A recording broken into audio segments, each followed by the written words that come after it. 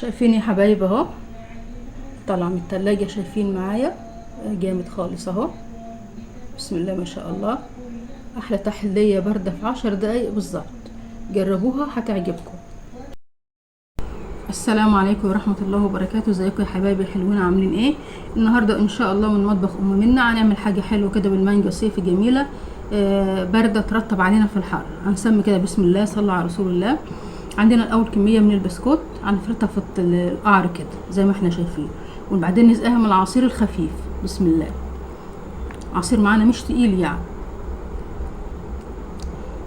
بالشكل ده كده. كمية عصير مخففة شوية زي ما انتم شايفين. 10 دقايق بالظبط هتكون عاملة احلى حلو بالمانجا.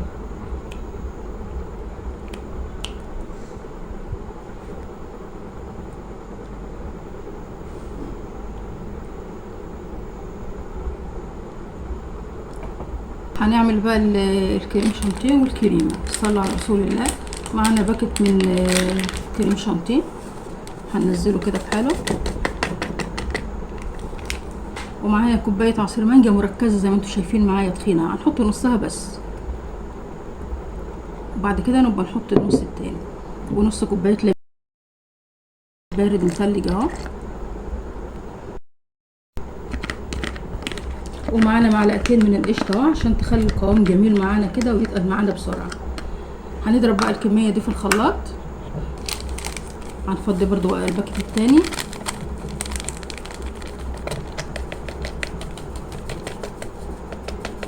مش هنحط سكر لان احنا العصير معانا فيه سكر. هنضرب بقى كده في الخلاط، وحبه حبه كده بقى هنزود من الحاجات دي.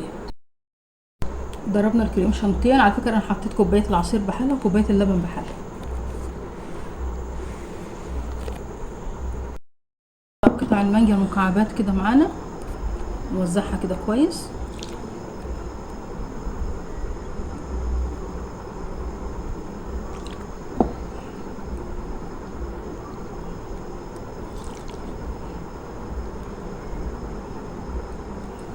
كده اهو.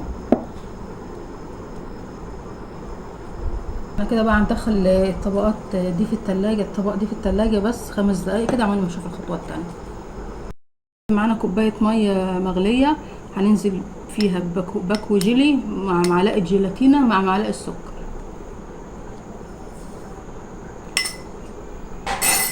ندوبه كده كويس كله.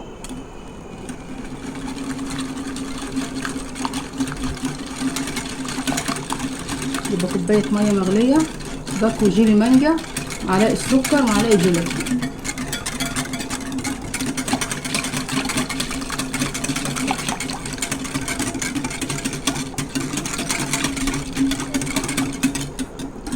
ده كويس خالص معانا اهو. هننزل بقى بكوبايه الميه البارده المتلجه.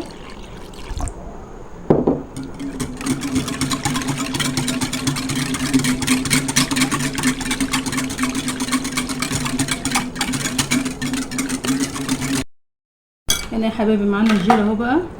هننزل كده بالراحه كده، بالراحه خالص، عشان مش عايزينه يعمل خروم ولا ينزل تحت. بالراحه كده على الفاكهه اللي في النص كده.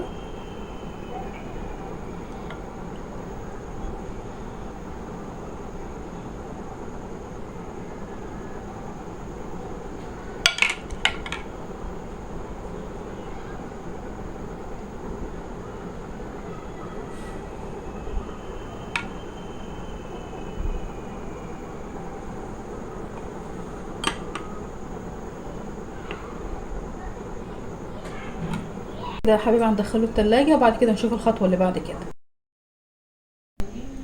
شايفين يا حبايب اهو، طالع من التلاجة. شايفين معايا جامد خالص اهو. بسم الله ما شاء الله. احلى تحلية باردة في 10 دقايق بالظبط. جربوها هتعجبكم. شايفين الطبقات معايا اهيت. شايفين الطبقات.